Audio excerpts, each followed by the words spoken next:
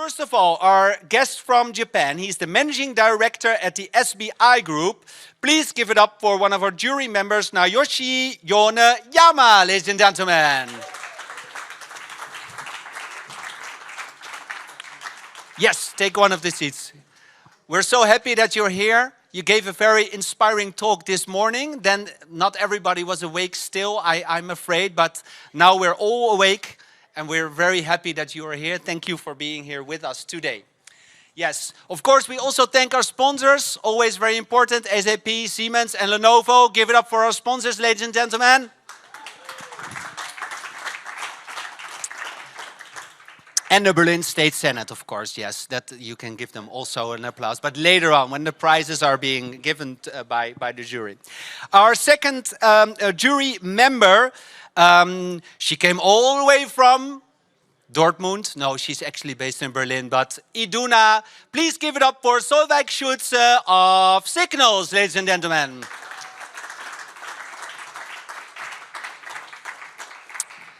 And our final jury member, who is going to share his insights of what he thinks of the pitches of the 5 startups that are about to pitch, is Tobias Sarovic, investment manager at Sunbow Angels. Listening very carefully to this introduction. Oh my, is he going to pronounce my name well? Yes, this was very exciting for me too. Yeah, it was still good? Okay, cool. So, we have Naoyoshi, we have Solveig, and we have Tobias. So, pick up the microphone, because first we have to know a little bit what you are about. Also good for the pitching startups. Naoyoshi, if you normally invest, what phase, how big are the tickets, how long does it take? Run us through the essentials of you being an investor. So we are the SBI Group. SBI is actually the Japanese financial conglomerate. So we are very, very keen on the fintech, insurtech, and the financial service industries. But in European context, we have established we launched our first fund and focusing on the Industry 4.0, the quite deep tech, from AI to the blockchain technology. And our sweet spot is actually we are basically the early stage investors, so the Series A little bit earlier stage, and the ticket size depends on the company's maturity or the business model. So from 1 to 3, and depends on the occasion. So yeah. I think it's enough. And how long does it take? So if you today decide to invest, when is then the contract finalized? I think it's a tough question, but if the startup is very, very attractive to invest in tomorrow.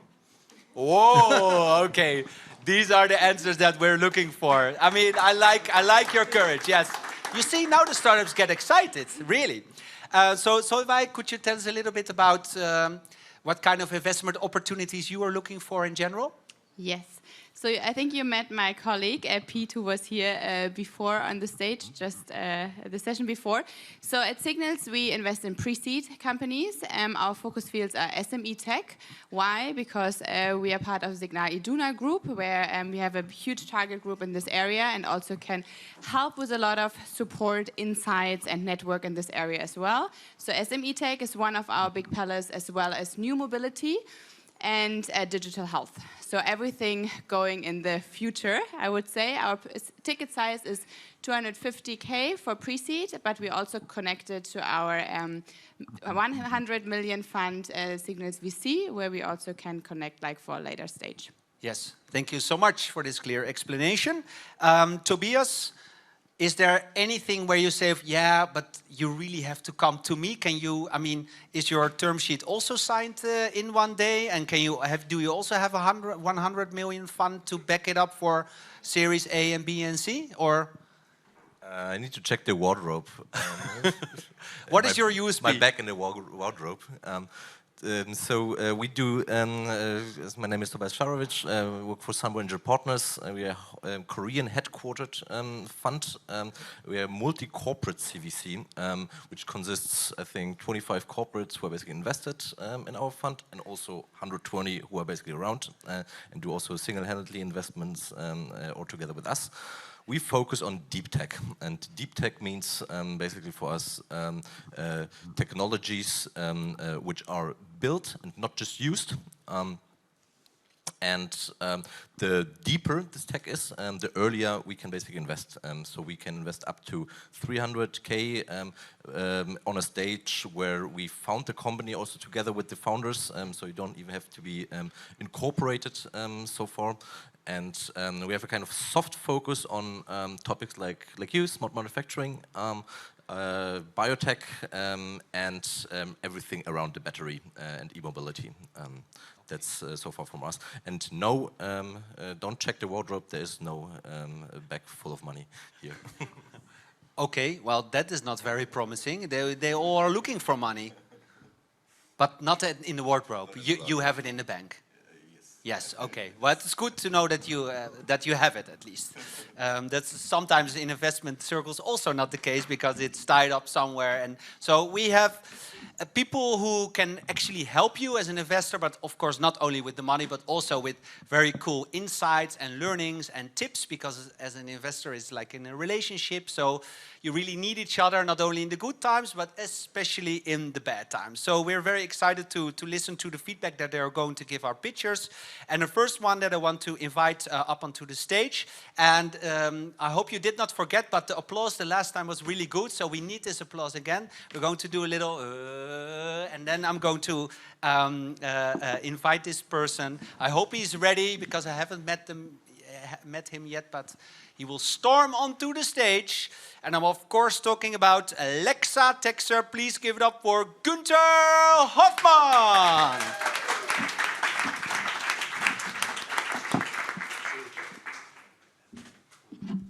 Okay, hi. So there's a mic. Is there a clicker? Yes, there's a clicker over there. Yeah. Oh, Yeah. So you can start pitching when you're ready. working. All right. Thanks for having me today. My name is Günther. I'm the co-founder and CEO of Lexa Texer. Lexa Texer is a Berlin-based startup, and we are active in enterprise AI. What does that mean? Enterprise AI allows large enterprises to build, to validate, to integrate, and to scale AI applications fast. And today I'm going to be focusing on utilities. And if we look into industry applications, AI seems to be a real great promise, but we see two big obstacles. And one of these obstacles is that assume you have a great AI solution, what we see is typically a lack of integration and a lack of scaling. The second problem that we see, and that's particularly true for utilities, is you have more than 600 gigawatt internationally deployed utilities that are older than 30 years, right? They need additional maintenance. And on top of that, typically they have a problem, they don't have data. How can we support them? Lexa Texer is here to give solutions for both problems. Number one is we provide software, enterprise AI software, that allows you to integrate and to scale AI and data-driven solutions fast. And number two, probably more importantly, is particular for utilities, we have built hybrid physical AI models that would allow to deploy AI-driven and data-driven solutions even if there is little to no data. We've done this together with Salzburg AG. They run more than 30 power plants, and we've used their knowledge and co-build solutions that would allow us to deploy solutions internationally. So what are our differentiators? I think it boils down to two major key points. One is we enable corporates to build, deploy, and scale AI rapidly. And number two, we support utilities to roll out AI-driven solutions, even if there is little to no data. We do have a professional team. All of us have had C-level careers, either in academia or in business. We've got some industry recognition. We've been named one of the most innovative corporates, startups in Germany. We've received awards from Trumpf, EY. We've worked with Plug and Play. Thank you for that. And recently, we've been to Japan with the German Accelerator, exploring opportunities in Asia. So we're currently active. We have customers in Germany, in Austria, in Switzerland, in the UK, and in Singapore. And we're looking to further expand in Asia. Thanks for now. Give a big round of applause. Actually, you had 1 minute and 20 seconds left. Oh wow, there's. Yeah, is there some final message maybe that you want to? Or? Sure. I can go back and give you some additional information. So enterprise AI really is about solving one of the major hurdles that we see in enterprises rolling out AI. Typically, what they do is it's more like a do-it-yourself approach, right? So they build some fancy AI, and then they wonder why it doesn't scale and why it doesn't bring the expected returns. That's because AI is just part of a larger solution. If you really want to roll out AI-driven solutions or data-driven solutions, you really need some type of software platform that enables you to roll AI solutions out and scale them internationally or across departments. And that's exactly what we do with enterprise AI.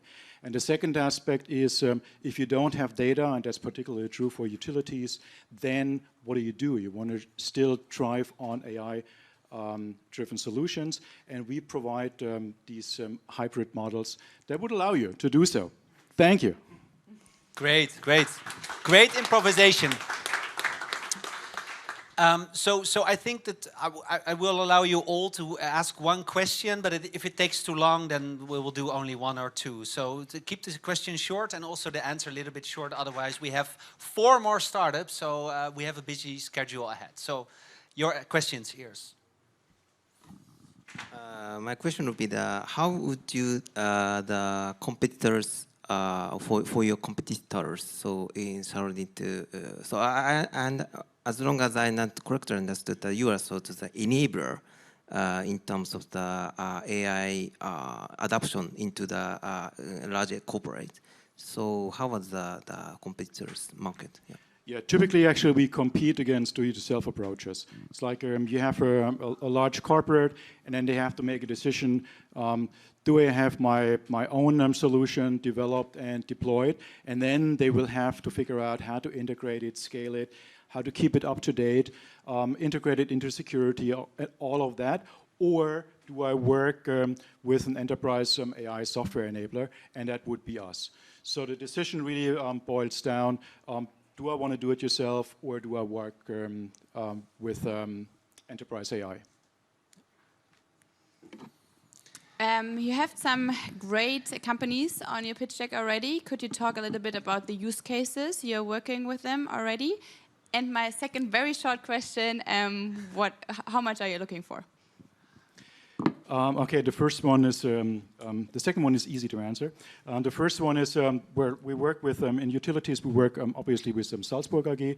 They've been very helpful for building hybrid models that gives us great traction, and that gives us a head start in that business, right?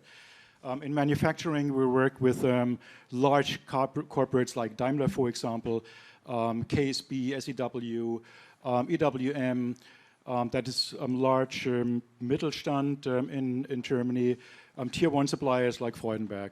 How much are we looking for? Actually, we just closed our first financing round. We've been around for 3 years. We are profitable. We are currently looking to expand internationally. Okay, but that didn't answer the question.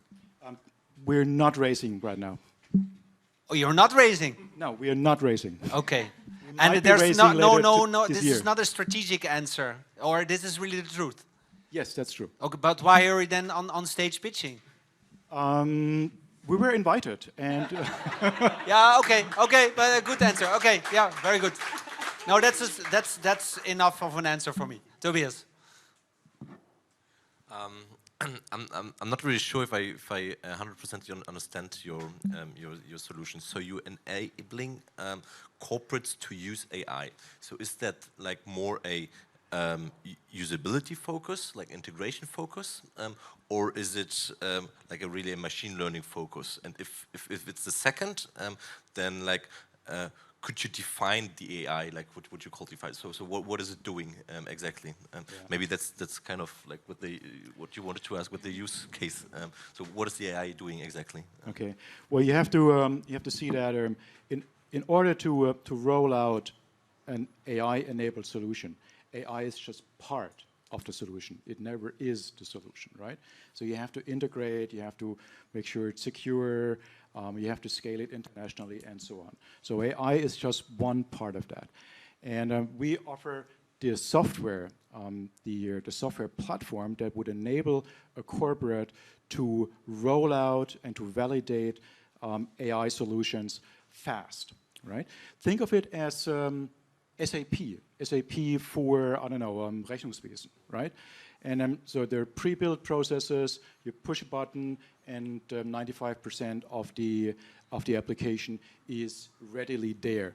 In particular, verticals like utilities is basically 100%. So you push a button, and the solution is there. Yes. Okay.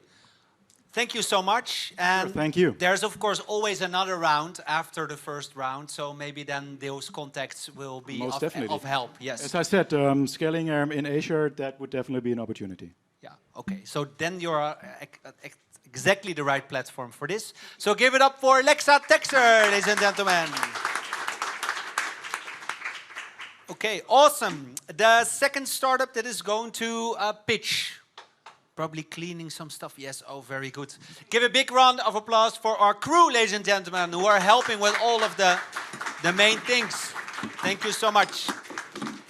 The second startup that is going to pitch and has 5 minutes for this is called Motorskins. And I'm very happy to invite Facundo Gutierrez.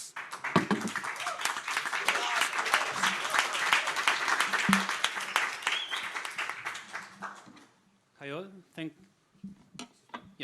you for having us here. My name is Facundo. I'm the co-founder of Motorskins. At Motorskins, we develop soft exoskeletons that helps people walk. But to understand why is this relevant, let me introduce you to Wolfgang. Wolfgang is 66 years old. He has a very active lifestyle. However, with age, your muscle gets weaker, and this leads to poor control of the joint. This means that statistically, you have 50% more chances of falling. To prevent this, people rely on assisted technologies such as crutches and cane. But the complex of mobility in the elderly is much more complex than this. And it has a very important emotional component that has a lot to do with the social pressure around the idea of normal and the stigma of aging. This generally leads to a lack of movement, and a passive lifestyle only reinforces a negative loop that makes your legs weaker and weaker. Probably we all know someone here that is going through this transition, your mother, a friend, a neighbor. And this is because it's a worldwide problem.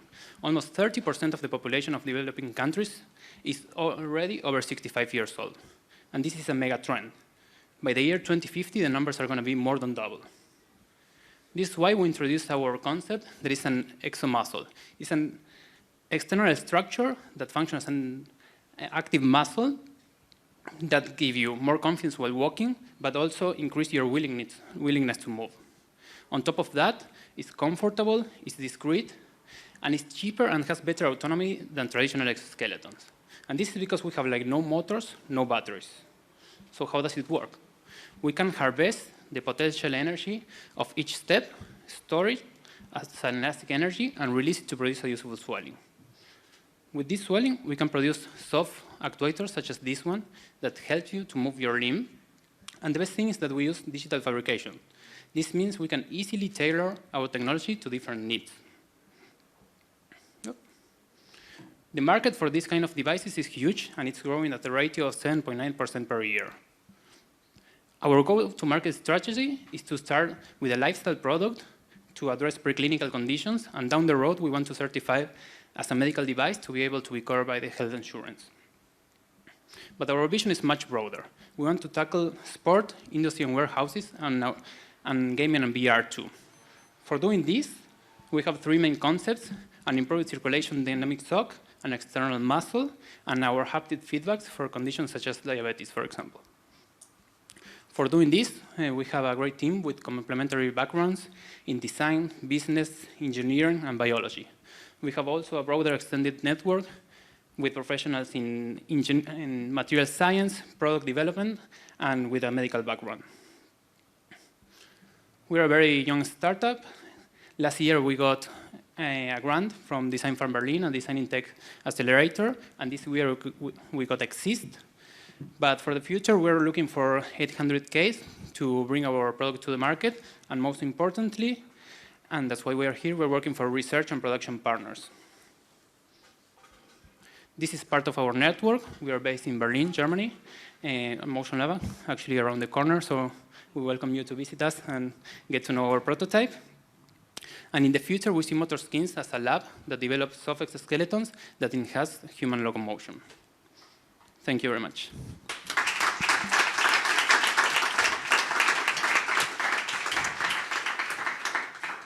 Great pitch. Who would like to ask first? It's a practical question. How much does it cost, one devices? And second question is, how do you selling? How are you selling this device? What kind of the channel are you using? Okay, that's two very good questions. To say how it costs, now we have a very low production cost, but they're actually technical fabrics, so it's like producing a garment. We have like between 20 and 50, depending, but once we scale the production, we want to nail like top 10 euros production. It's really, really cheap once we can do it with a roll-to-roll system. You can talk a bit slower because sometimes it's hard to okay, follow. sorry. Yes, just a little bit. Yes. And the second part of the question, sorry?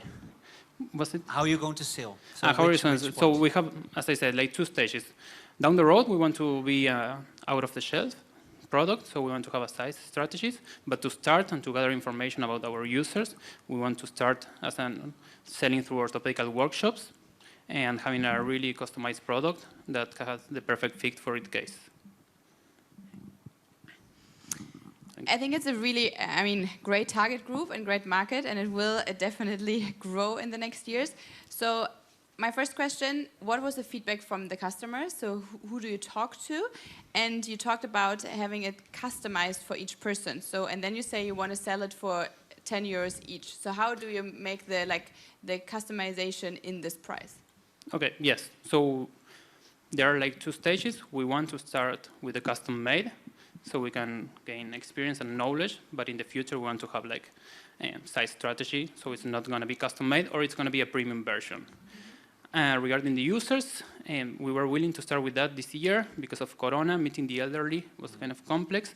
What we did had our first workshop with users last month, and the feedback was very good. They were really excited. What we learned is that there is a really thin line in the awareness of the problem, but we want to focus on the positive aspect. So we don't want to deliver a message that says you need this because you have a problem, but we want to help them to catch up with their daily activity. We see, particularly here in Germany, people are super active, they go hiking, and we want to give them tools so they feel confident for keep on doing that. So, sorry, but so again a second question. No. But that Last time. You're still in the research phase, and you need the money for the research phase as well, right? So it's not the money for the production. Yes, absolutely. Okay. So and then we need more. Yes. First of all, like from the last bit I saw you, I think you changed the exoskeleton to exomuscle. I think yes. I like it much more that way. So the question would be like, why do you you said it's a great market, but isn't there a market with less obstacles where you could start? Absolutely. Yeah. An example will be sport, for example. And again, it's a market where we see that the user, there is more willingness to pay. And this is the particular case here in Germany. And again, because if it is a medical product or close to that, people will expect that to be covered by the health insurance, and we know that's a very long process. But for example, with sport, we want to address like amateurs, like hobby sports, and that can give you like two things, like more endurance to keep on working or to recover faster, because what our dynamic sock can do is improve blood circulation. So that's the idea. Thanks. You're welcome. Ladies and gentlemen, give it up for Motorskin. Thank you very much.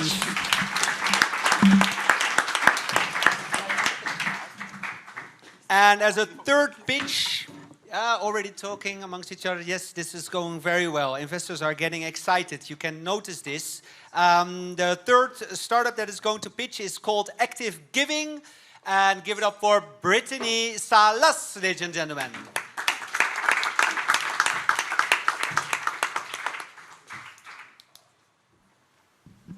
Okay, so I want everyone to take a second, settle in.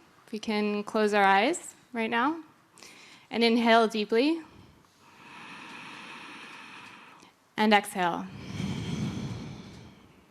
Now, keeping your eyes closed, think of two situations.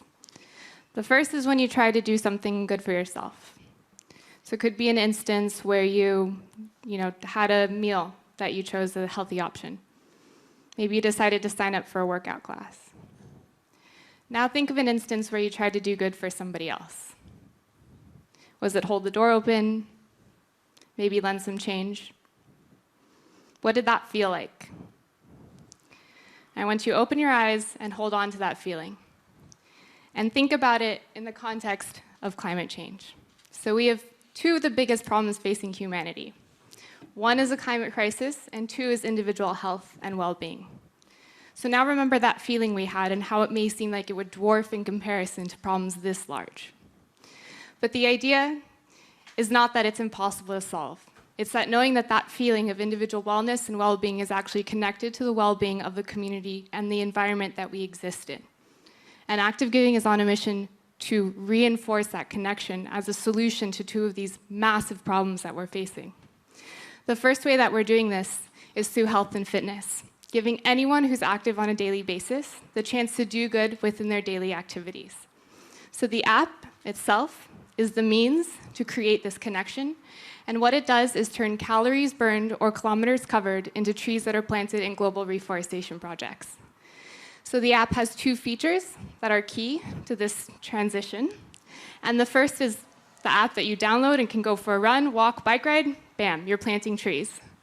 The second is a team feature that can be used by corporations for employee engagement programs, for influencers who want to build up an active and eco-conscious brand, or by individuals who want to set up a team for their sports activities or sports groups. In general, companies come to work with us for 5 reasons. The first is to increase brand awareness of sustainability commitments that they're currently making.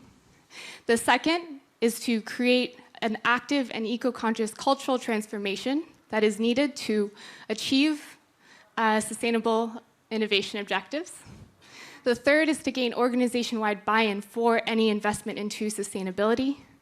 And the fourth, of course, is to access data-driven insights on the users that are participating in the app itself. It's completely anonymous, and it shows preferences on activity trends and sustainability commitments as well. And last but not least, we get to avoid greenwashing because whatever initiative or campaign we're launching, we're actually planting trees as a result of that campaign. So as we all know, climate change is a problem, and people are investing in solutions to that problem. There's been about $114 billion in new sales revenue that has been generated since 2013 as a result of more interest in the area, so the market is there. We have about 15 different companies that we're working with on everything from corporate CSR programs to influencer marketing campaigns, and of course to in-app brand awareness. And then we have 6 different projects on the platform that are actually planting the trees. We started in June of 2019 as an Instagram campaign. Since then, we actually incorporated in March of 2020. 12 hours later, the stock market crashed. A week later, the world came to a standstill. So we had a really good start. The founding team is made up of myself with a background in corporate innovation, corporate venture capital. I lead business development. My co-founder, Till, has 10 years of experience in product development at PayPal and Solaris Bank. And last but not least, our third co-founder, Laurent, is a leader in the sports and fitness community, an influencer himself, and is in charge of growth. So with that, I ask you to please download the app, check it out, start planting some trees. And our ask, we need customers, of course, CSR programs, and we're fundraising. The end.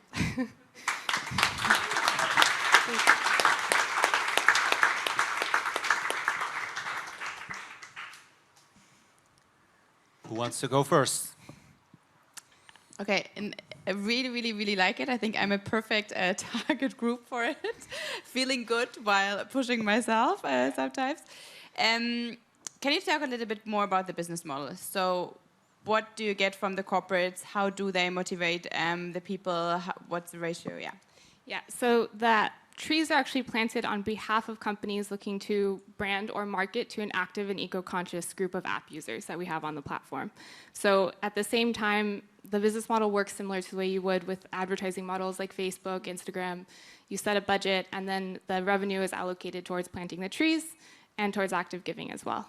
And then more importantly, we have different companies that we're working with to launch corporate, let's say, sustainable, corporate social responsibility programs. Mm-hmm. And that also plants the trees on behalf of any app user. So yeah, that's it.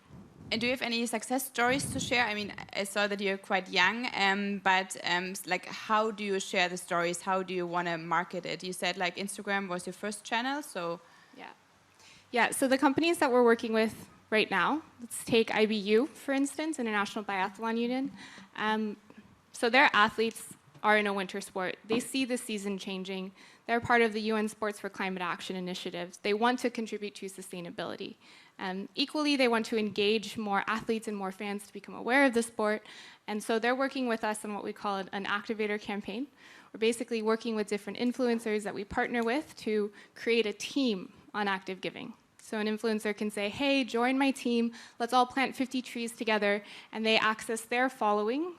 And together, everyone kind of works towards this overall goal of sustainability. So not only is the organization gaining increased awareness, we're achieving our sustainability targets, and we're reaching a new demographic, all with this team feature that we have on the app. Thanks. Probably a simple question. What is your motivation to start your startup? Yeah. So, I mean, my co-founder came up with the idea. He was on a bike trip across Europe, tried to raise funding for a charity, couldn't, and at the same time, having a very strong social media presence, saw that he was generating value somewhere. Someone was profiting off of this activity, and really wanted to understand how he could allocate that value towards a cause that he cared about.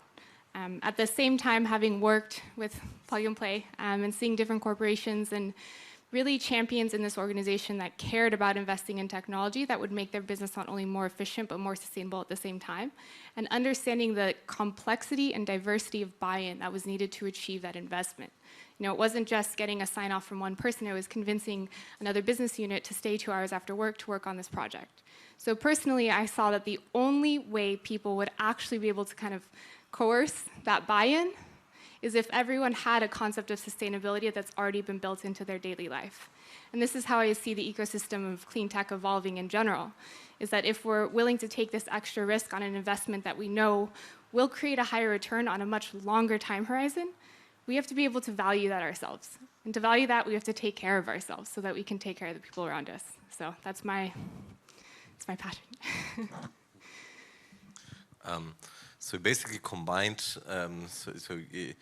you just basically relocated existing possibility influence marketing for basically using it for something good. But what I don't understand, why do you use the app? Why do we have an app basically for that? So the process makes it much more scalable. And I mentioned that we started off as an Instagram campaign. And that was my co-founder asking people to take pictures of themselves on a workout and then tag him in it, and he would reward them with trees. So eventually it got so popular, I think there were around 3,000 followers that were tagging him in workouts, that he was spending 24 hours a day just like, oh my God, here's a spreadsheet, here's names, here's people I need to reward with trees, and then making the donations himself. And at the same time, he was getting more interest from his sponsors to build this type of brand that he was developing. So it validated the interest from the user, and at the same time validated that companies would be willing to pay for this. And so the app itself just allowed that process to scale. I didn't mean like, why haven't you left it at Instagram, but why not a website and open it up for everyone? Yeah.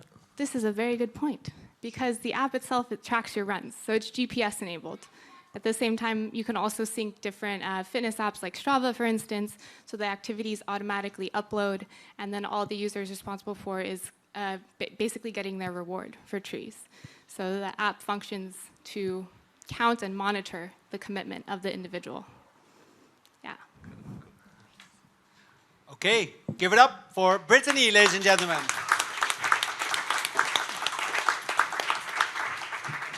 That was active giving. Now our fourth pitch, finally, or almost coming to the end, and finalizing this pitch contest, but not yet because of these two startups.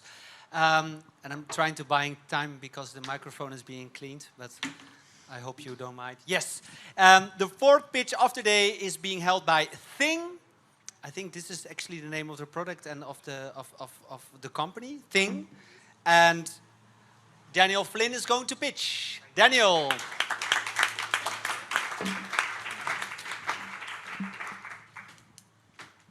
Awesome. So, hi, I'm Dan from Thing, and we're on a mission to help your loved ones age at home. Why? Well, because everybody would like to grow old in their own home. But there's a couple problems. First off, older people may not be safe at home alone all of the time. On top of this, often they can become isolated from friends, families, and their communities. And then you have the cost. Care is expensive and getting more and more expensive every year. That's why at Thing, we deploy robots that improve safety, communication, and the reach of existing support networks. And yes, this is me in a photo posing as an older user. Yeah?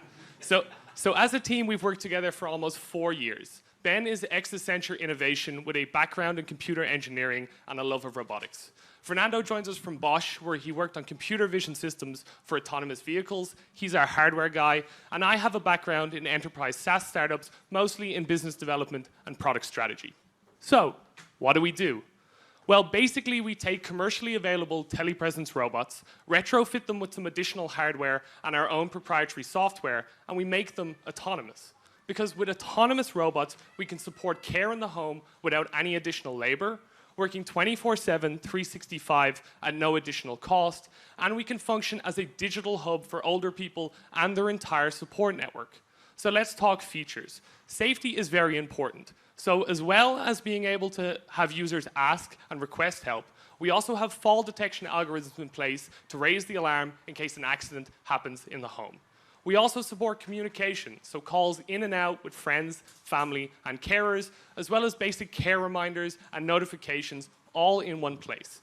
And then we think that older people want to talk to other older people, not just robots. So together with our partners, we're building events, interest groups, and classes based in digital so that they can meet new peers and join new communities right from our device.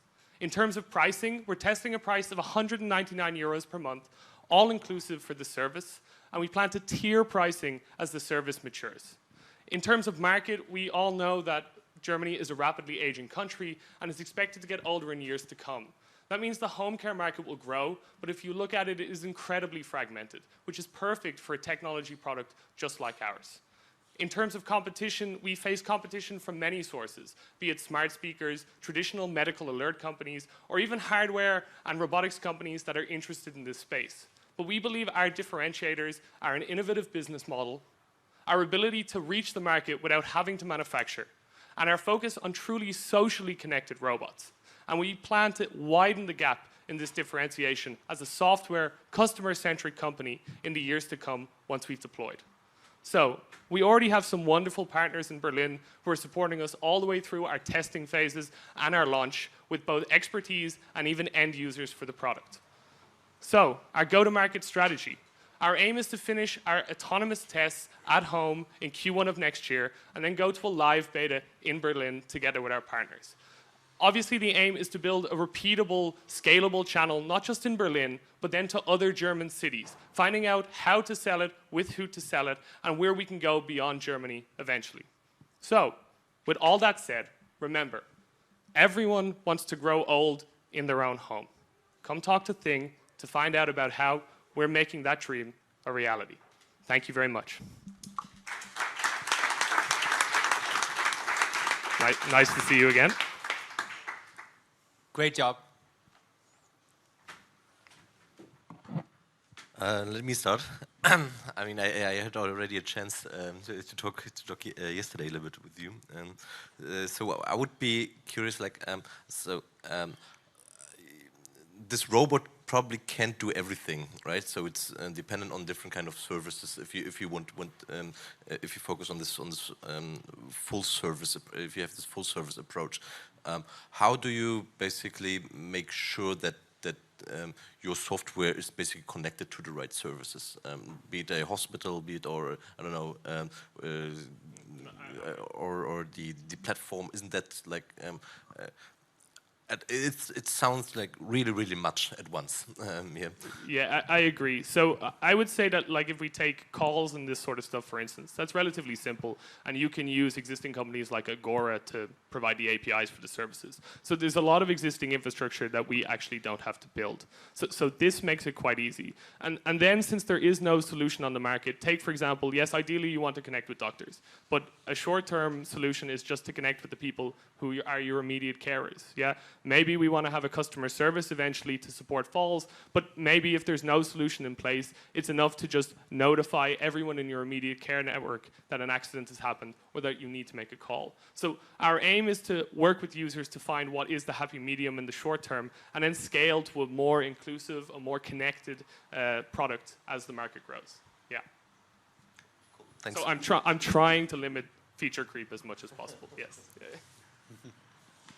I have again 2 little questions. One, a little bit about the usability. So I actually gave my grandma during Corona an iPad, and it's kind of hard for her to work with it. And so I get a lot of pictures, but they are all dark. So how do you actually approach this target group when you say, like, with all the features, and as you said, it's like a lot of what this robot should do. So how can really the target group can work with it? Sure, great question. So I am not my target group, as you may have noticed. So one of our partners is with Charité. They have a geriatrics research group in robotics, so they have expertise in this. And then also we're partnered with the senior research group as part of TU. So they're actually a group of let's say, aged people with an interest in designing technology for that target group. So we brought in expertise to lead our design sprints to build something from the ground up. Because as you say, you give someone an iPad, but it's actually not equipped to do the things. So we're totally going back and building it all ourselves. And then the plan, like any good software company, is to just iterate and iterate. But we have to be super mindful, because say, normally you have an app, and you have a button in a place, and then you move the button, and we figure it out immediately. Actually, for someone who has spent a lot of effort learning where that button is, the movement of that button is incredibly painful and turns them away from the technology. So we have to be super conscious of design from day one. Yeah. And my second, oh yeah, of course. you said a USB is also your innovative business model. Yeah. What is exactly? So typically in like the hardware space, people are trying to sell a hardware product with a margin baked in. But because we're more of a services company, the idea is we can actually just sell it to you on a service. So even though the price point seems high, there is no other company doing this. And when we tested it, like if you have no solution in place, then what you're doing is you're piecemealing together. You're getting a medical alert, you're getting a tablet, you're getting a service on the tablet, and you're like trying to build a solution. And what we're saying is actually don't bring in contractors to put in sensors through your home. Don't, bring in a medical alert company to fit it. Just hire us.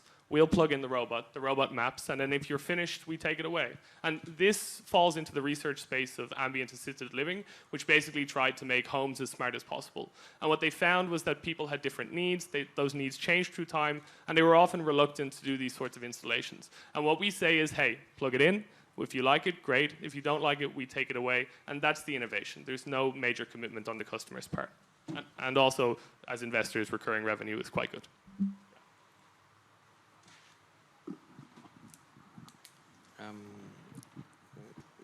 So honestly speaking, I can't imagine the product itself simply because we don't have any real product now. So could you maybe a little bit elaborate how do you define your product, the autonomous robotics? Sure. So you're familiar with telepresence robots, yes? They use them for maintenance, for meetings. Edward Snowden gave a TED Talk on one. So we basically found a manufacturer in China that makes these. We signed a partnership agreement with them, so they supplied them to us for kind of half the retail value. So the unit cost for us, including all of our extras that we add in, is about €1,000 a unit. And what we add is a depth camera, so an Intel RealSense, which gives us point cloud information, as well as the single board computer, so a Jetson Nano, so we can deploy some deep learning algorithms on it for vision stuff. And then we use, like we were talking about this yesterday, SLAM navigation algorithms. So once we have like localization and navigation and odometry and all of these things in, we can then calibrate and build a map in an environment and navigate within the environment. So if you're wondering how it's autonomous, think of this. You order a robot from me, we plug it in, we give you like a checklist, no, giant things blocking the way, clear a house, which coincides with how a house should be cleared for an older person anyway. And then the robot basically runs a mapping sequence the first time, and then it has a map. It's able to operate within the map and dynamically update its knowledge of the world as it goes about the apartment. Yeah. So this is how we do autonomy at the moment. Thanks a lot. You're more than welcome. Yeah, great. So give it up for Daniel of Thing.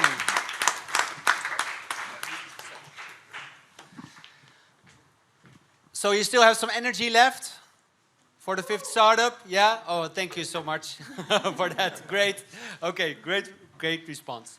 So our fifth and final startup is called Industrial Analytics. And please get up for Robert Strube. Yes, thank you. So it's me who's the last one between you and your drink. Yes. Thank you. Yes. Please bear with me. I'm Robert, co-founder of Industrial Analytics, and we provide digital solutions for the process industry. We also use hybrid modeling, putting our engineering knowledge in process and mechanical engineering and combine it with AI that makes it explainable. The motivation behind digitization in the process industry is increase of OEE, or over-equipment effectiveness, meaning more uptime, higher product quality, and at the same time driving down the costs for maintenance and operation. Another important factor that we've seen in our projects is by giving the workers a tool that really supports them in their work, raises their motivation a lot. And knowledge retention is also a big factor, aging workforce, so people who really still put their hand on a machine and could feel what's going on inside, they're getting less and less, and the knowledge is not transferred correctly. You can put that knowledge, in part at least, into the support systems like condition monitoring systems, etc. And many players in this field are starting to look at their data that they've already gathered at the moment, or have somebody do it, and they find out that a lot of work has to be put into really making this data available, getting the use of the data, finding the potentials for optimizations, and we provide this as well.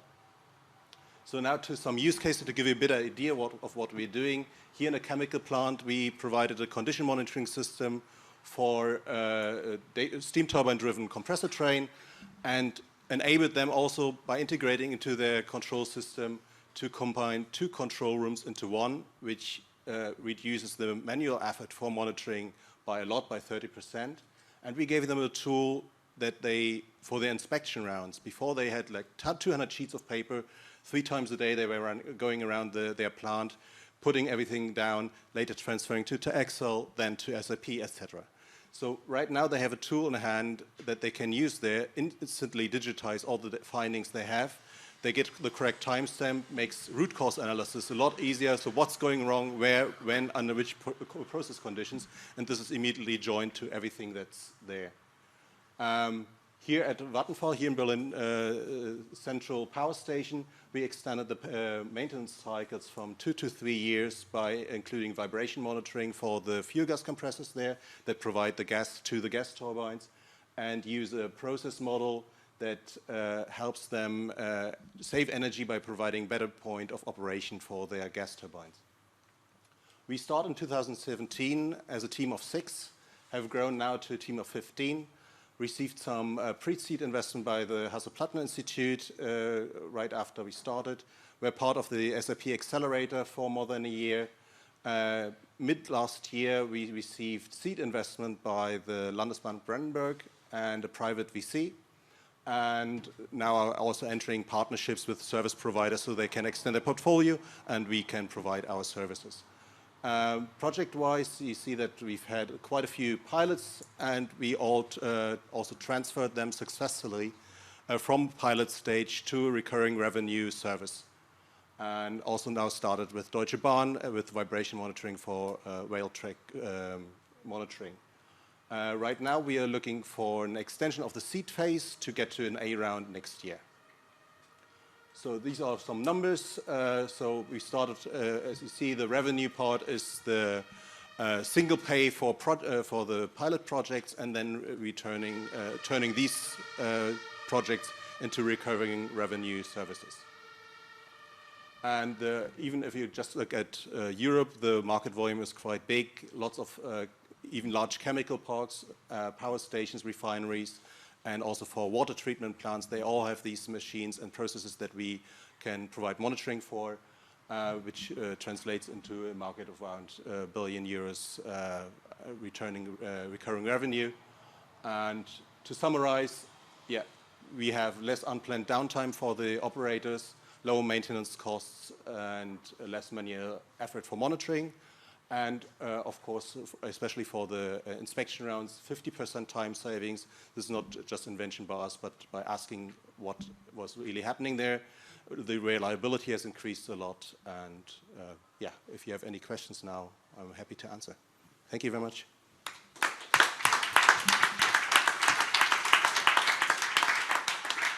So we'll start with SBI. Maybe again a simple question. Why did you choose these 4 fields, sectors, which you are going to go to market? The 4 sectors, this is the process industry basically broken into the main sectors. So we come from a company that was a manufacturer or is a manufacturer for rotating equipment like compressors, turbines, etc. And we have that knowledge. We know how these machines work and can model them, provide that knowledge, and combine it with AIs to make it explainable. We've had this in the first presentation as well.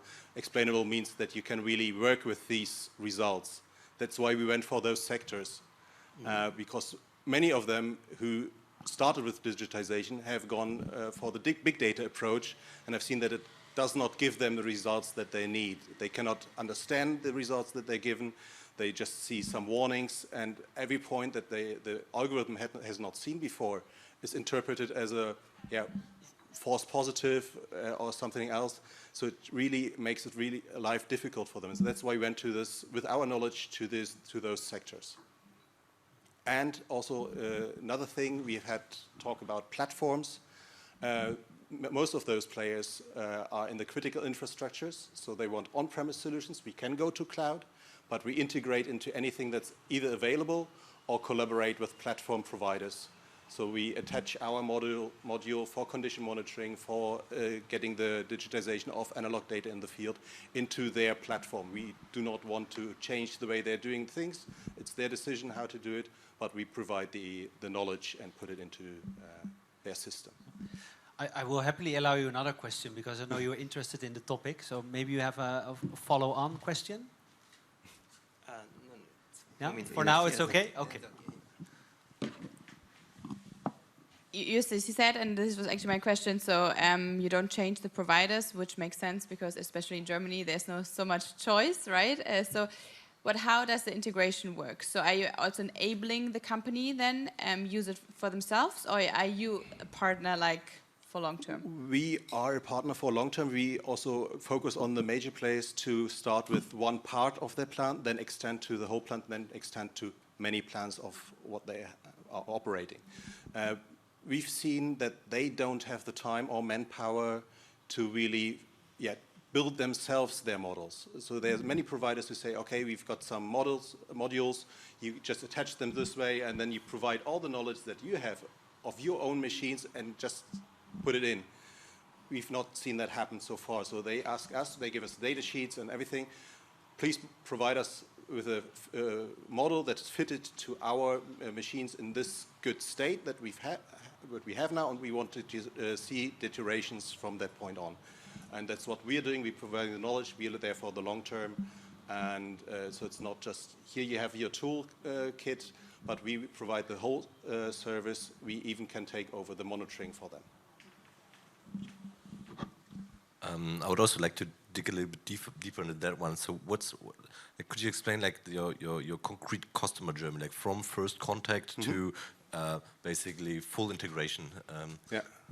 So first of all, approaching the customers either at conferences or by telephone, seeing if they have identified their need for a better condition monitoring system, for savings in operating and maintenance costs, for prolonging their maintenance cycles.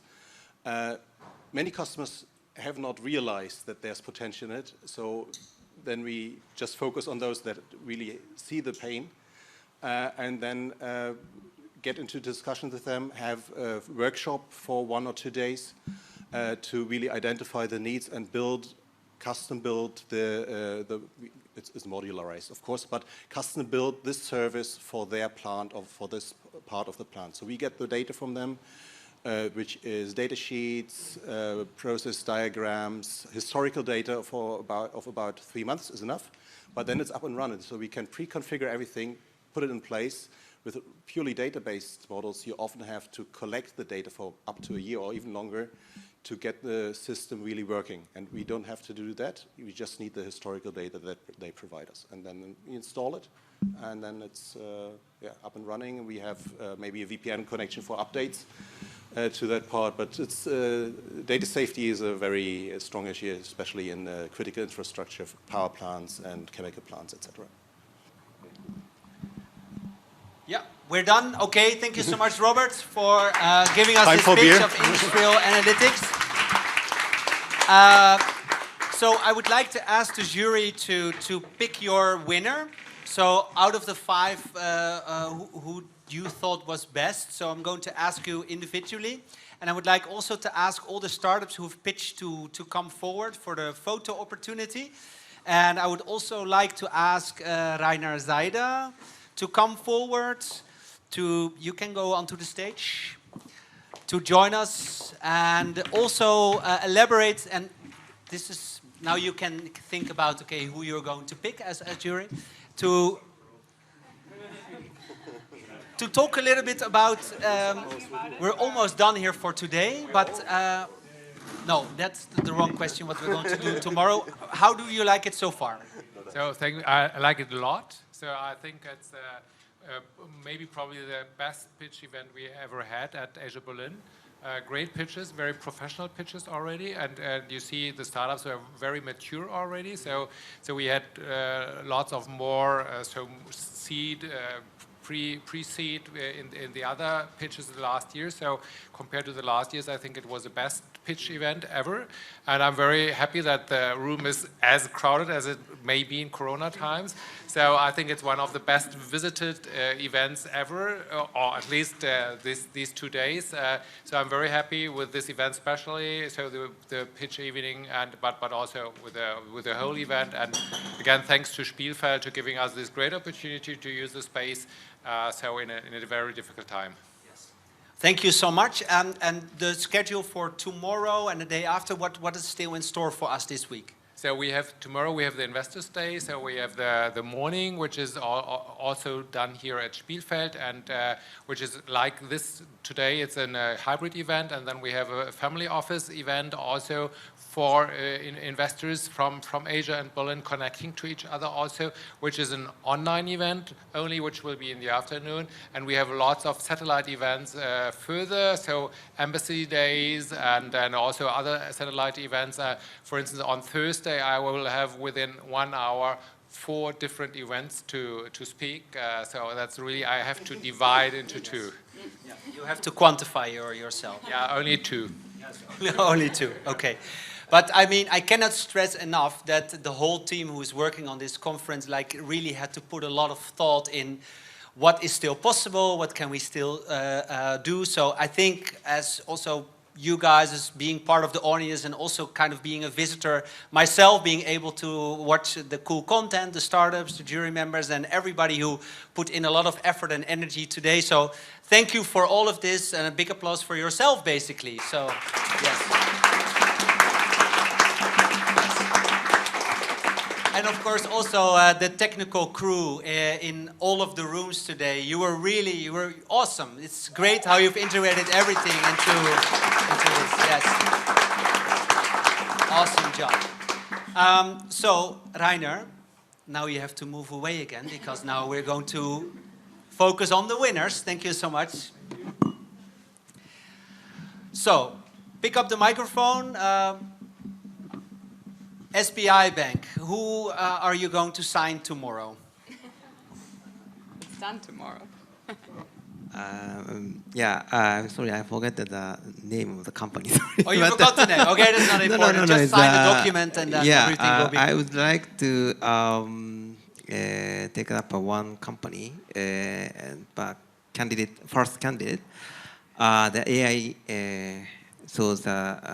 AI solution provider.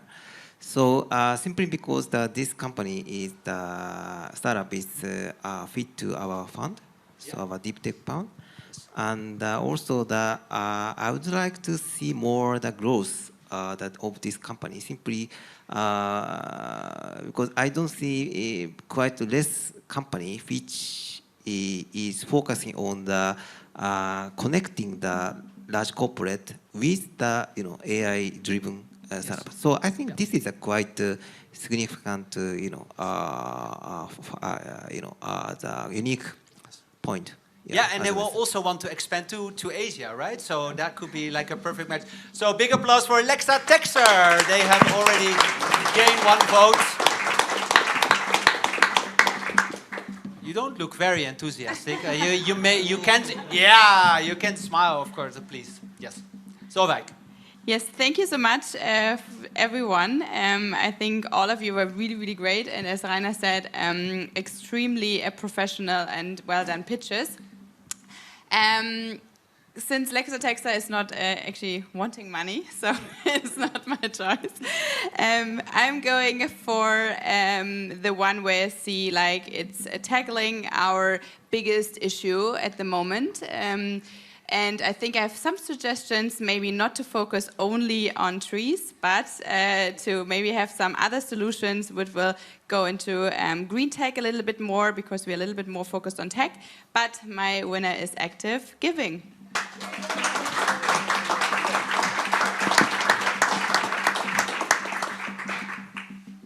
Congrats. Yes, yes, this is perfect. Yes, this is COVID-proof sign of winning. So. Oh, that was the microphone, no worries. We're almost there, but Tobias, you have to give us your winner and explain us a bit why. Yeah. I mean, since Lexa Texer is not fundraising, it would be it's fair to give the prize to someone who is basically fundraising.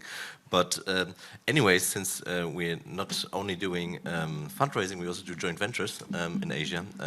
Anyways, happy to talk to you. I would give my prize to basically Motorskins, because I like technologies which are they create energy yet without using energy. It helps a big. It's a big problem you're solving, and personally I really like solutions who you can apply to different markets, and all these things you basically have, it's the hardware thing, but I think that's still solvable. So wish you all the best. Yes. Big applause for Motorskins. Thank you so much for being here and sharing your story with us. Thank you for jury members that you've also come and sharing your insight with us. And finally, also a big thanks to you guys for being here today. And now it's time for the drinks. We're going to share our impressions. And if you want to share also what you think of the conference, Asia.Berlin, you can do so on social media, on LinkedIn. And like I told you this morning, for every like of the posts of Rainer especially, but of this Asia Berlin conference, he will not only give you 1 coffee, but also a beer tonight. So thank you so much, and hopefully see you next year or tomorrow or in the coming days. Thank you.